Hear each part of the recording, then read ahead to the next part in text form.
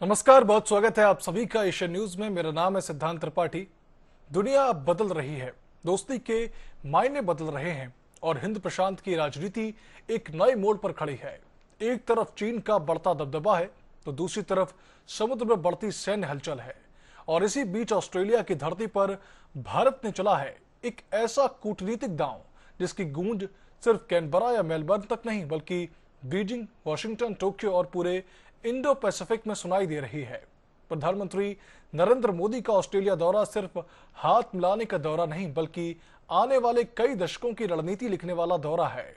Uranium से लेकर rare earth minerals तक, समुद्री सुरक्षा से लेकर आर्टिफिशियल इंटेलिजेंस तक, रक्षा साझेदारी से लेकर अरबों डॉलर के निवेश तक, हर मोर्चे पर भारत और ऑस्ट्रेलिया रिश्तों का नया अध्याय लिख रहे हैं। दोनों देशों ने समुद्री सुरक्षा, असैन्य परमाणु ऊर्जा, कौशल विकास, महत्वपूर्ण खनिज, व्यापार और रक्षा सहयोग सहित कई समझौतों को अंतिम रूप दिया। लेकिन सवाल सिर्फ इतना ही नहीं कि कितने समझौते हुए, सवाल यह है कि क्या ये चीन की बढ़ती ताकत का जवाब है? क्या हिंद प्रशांत में भारत अब सबसे बड़ा रणनीतिक खिलाड़ी बनने जा रहा है? क्या ऑस्ट्रेलिया भारत की ऊर्जा सुरक्षा का सबसे बड़ा साथी बनने वाला है? और क्या ये साझेदारी 21वीं सदी का नया शक्ति समीकरण लिखेगी? आज हम आपको दिखाएंगे ऑस्ट्रेलिया में मोदी के उस मास्टर स्ट्रोक की पूरी कहानी जिसने भू राजनीति, व्यापार, रक्षा, ऊर्जा और भविष्य की वैश्विक राजनीति के गणित को ही बदल दिया है। तो चलिए शुरू करते हैं कैसी कहानी जो सिर्फ एक विदेश दौरे की नहीं बल्कि भारत के बढ़ते वैश्विक कद की कहानी है। देखिए विशेष कार्यक्रम ऑस्ट्रेलिया में मोदी का master stroke. Red carpet, guard of honour और गर्मजोशी से भरा स्वागत, ये सिर्फ किसी मेहमान के सम्मान की तस्वीरें नहीं, ये उस भरोसे की तस्वीरें हैं जो आज भारत और ऑस्ट्रेलिया के रिश्तों की नई पहचान बन चुका है।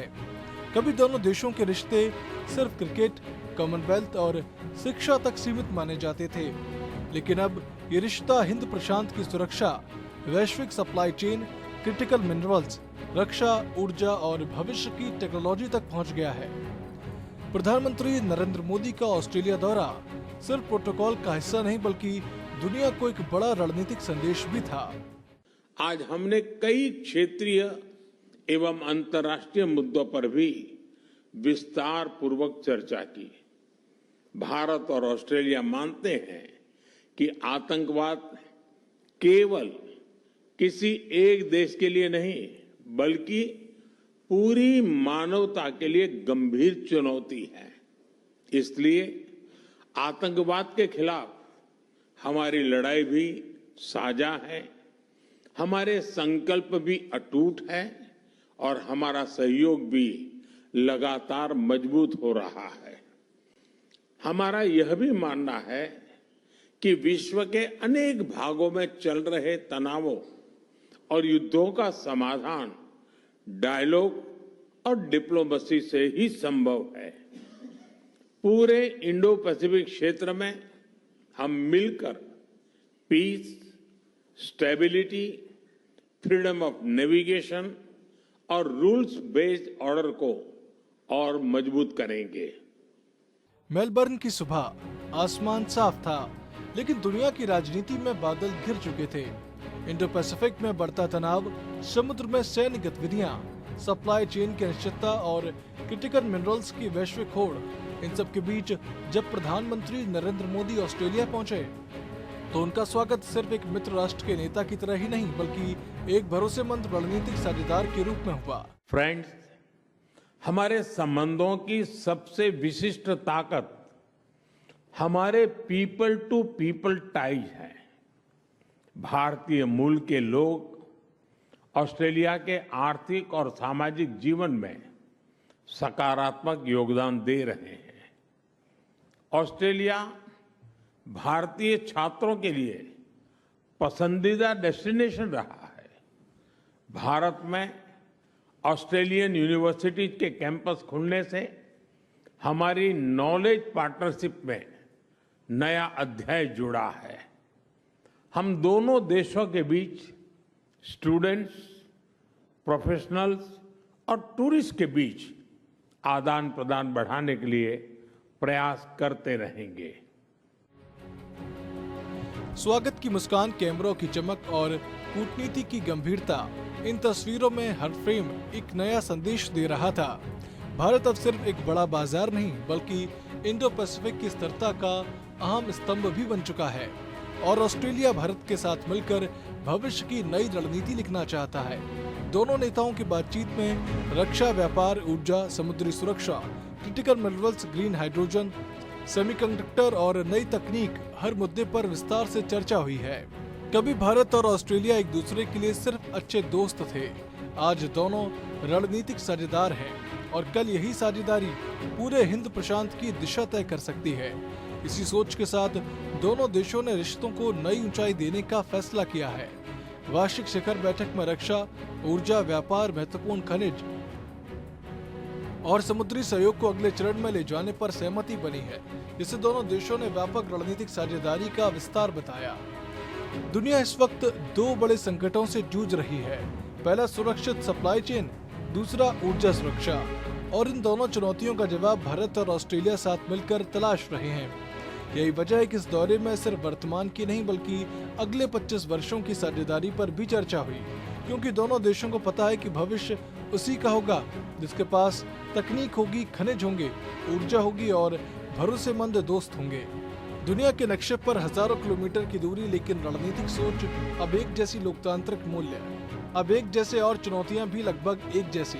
यही वजह है कि मेलबर्न की मुलाकात सिर्फ दो प्रधानमंत्रियों की मुलाकात नहीं बल्कि दो लोकतंत्रों के साझा भविष्य की पटकथा बन गई है।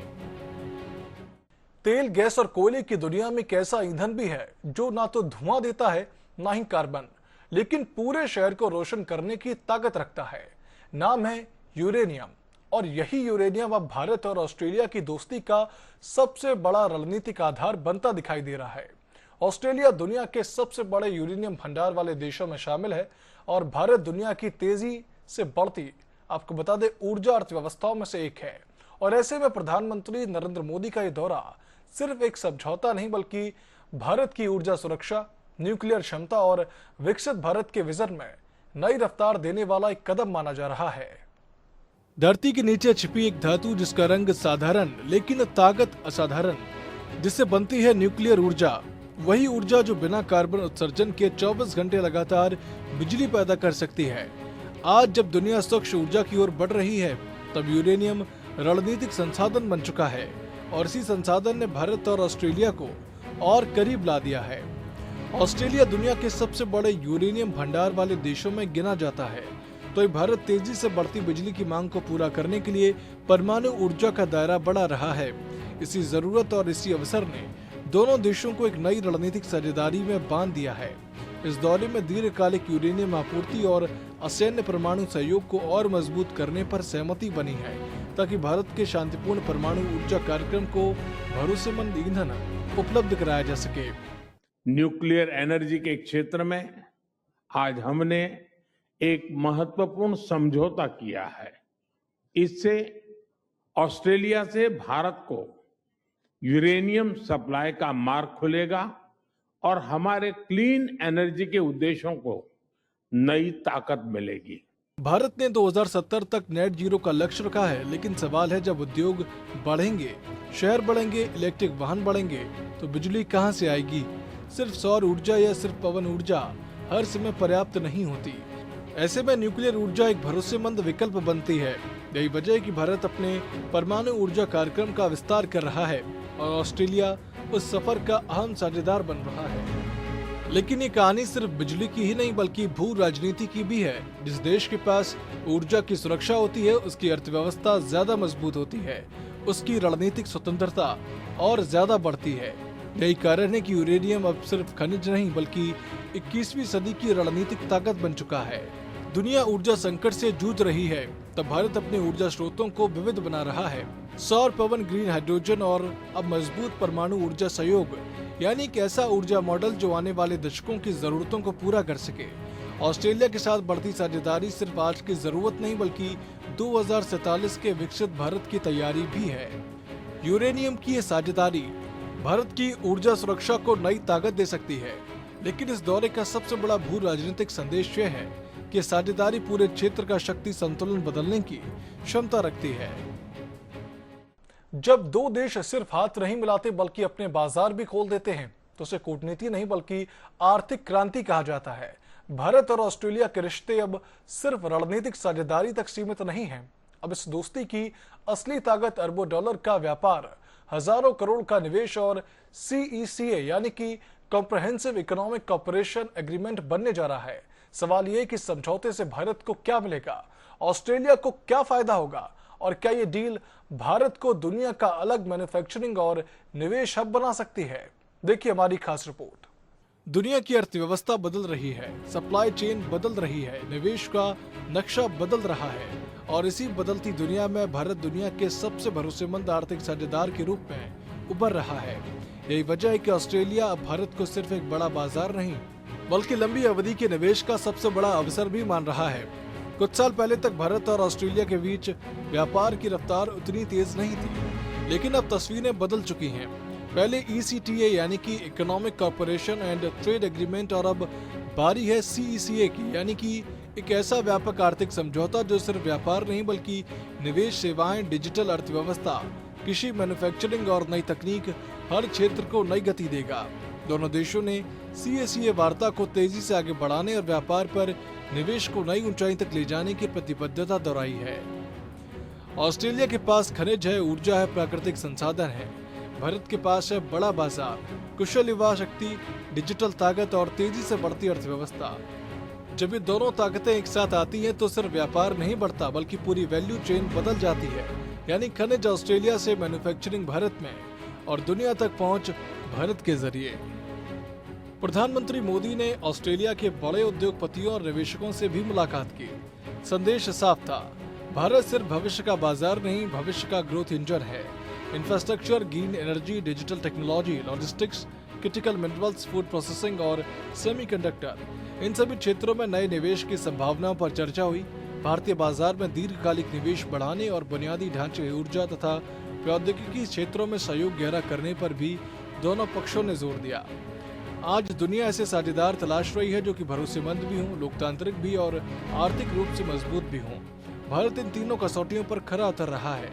यही वजह है कि ऑस्ट्रेलिया अब सिर्फ भारत को सामान बेचने नहीं बल्कि भारत के साथ भविष्य बनाने आया है और यही इस दौरे का सबसे बड़ा आर्थिक संदेश है। व्यापार, निवेश और CECA भारत ऑस्ट्रेलिया रिश्तों को नई आर्थिक ऊंचाई देने वाले हैं। लेकिन इस साझेदारी की सबसे कीमती कड़ी क्रिटिकल मिनरल्स और रेयर अर्थ का गेम है, क्योंकि धरती के नीचे छपी ये खनिज 21वीं सदी की नई ऑयल पॉलिटिक्स बन चुके हैं।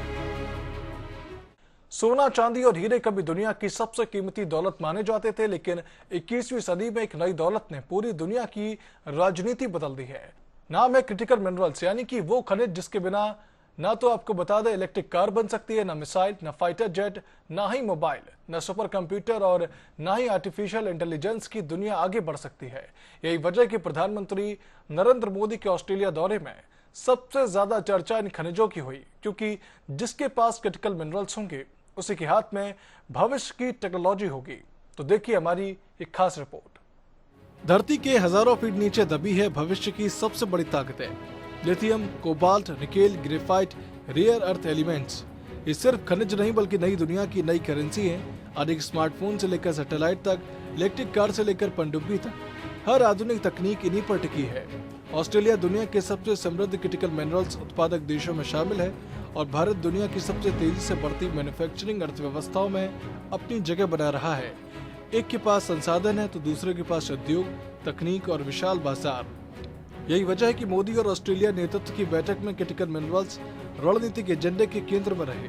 दोनों देशों ने critical minerals, rare earth, battery value chain, green hydrogen और स्वच्छ ऊर्जा प्रौद्योगिकी में सहयोग बढ़ाने पर सहमति जताई है। आज दुनिया का हर बड़ा देश इन खनिजों की दौड़ में है, क्योंकि अगर सप्लाई रुक जाए तो कारखाने रुक जाएंगे, मोबाइल रुक जाएंगे, बैटरियां रुक जाएंगी और पूरी डिजिटल अर्थव्यवस्था धीमी पड़ जाएगी। यही कारण है कि भारत अब सिर्फ खनिज खरीदना नहीं चाहता बल्कि पूरी सप्लाई चेन का हिस्सा बनना चाहता है। खदान से रिफाइनिंग तक, रिफाइनिंग से मैन्युफैक्चरिंग तक और मैन्युफैक्चरिंग का हिस्सा बनना चाहता है और मैन्युफैक्चरिंग से वैश्विक निर्यात तक। लेकिन ये कहानी सिर्फ उद्योग की नहीं बल्कि राष्ट्रीय सुरक्षा की भी है। आज आधुनिक मिसाइलें, रडार, फाइटर जेट, ड्रोन और नेवल सिस्टम, इन सभी में रेयर अर्थ एलिमेंट्स का इस्तेमाल होता है। यानी जिसके पास क्रिटिकल मेटल्स होंगे वही भविष्य की रक्षा तकनीक में आगे होगा। और यही वजह है कि भारत और ऑस्ट्रेलिया इस क्षेत्र में लंबी लंबी रणनीतिक साझेदारी बना रहे हैं। Grow more, grow more.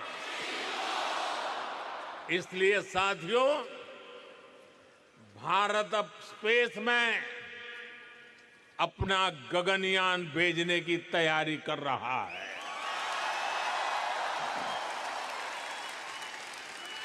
Bharat अब अपना स्पेस स्टेशन बनाने के लक्ष्य पर चल रहा है।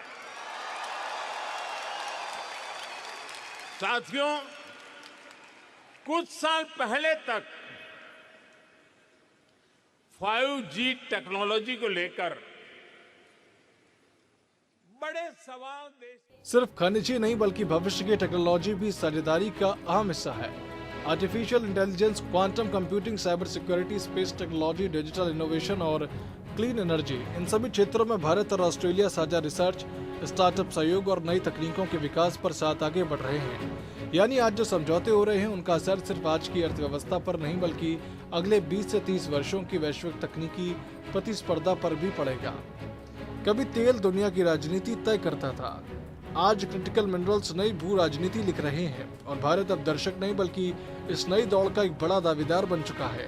ऑस्ट्रेलिया के साथ बढ़ती यह साझेदारी सिर्फ दो देशों का समझौता नहीं बल्कि भविष्य की तकनीक, भविष्य की अर्थव्यवस्था और भविष्य की वैश्विक ताकत का नया ब्लूप्रिंट भी है। Bureau report, Asian news. हमारी इस विशेष पेशकश में फिलहाल इतना ही। आप देखते रहिए एशियन न्यूज। नमस्कार।